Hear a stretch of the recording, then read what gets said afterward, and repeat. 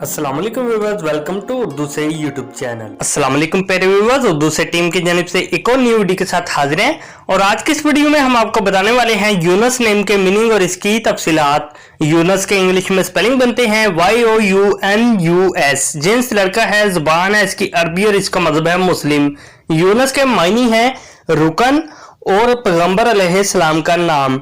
यूनस नाम का शुमार लड़कों के नामों में होता है। यूनस नाम की इब्तदाई तारीख अरबी जुबान से निकलती है। यूनस नाम के अफराद के लिए खुशकिस्मत नंबर 9 माना जाता है, जबकि खुशकिस्मत दिनों में अतवार और मंगल शामिल है। खुशकिस्मत धातों में हिंसों के हिसाब से तांबा शामिल है। यूनस नाम के अफराद के लिए मुआफिक रंगों में सुर्ख और हल्का सब्ज रंग शामिल है। यूनस नाम के अफराद के लिए मुआफिक पत्थरों में पखराज शामिल है। यूनस नाम में 6 रूफ हैं और ये एक लफ्ज बनता है। अपने नाम का मीनिंग जानने के लिए कमेंट बॉक्स में लिखिए, चैनल को सब्सक्राइब कीजिए, वीडियो को लाइक और शेयर कीजिए। Thanks for watching.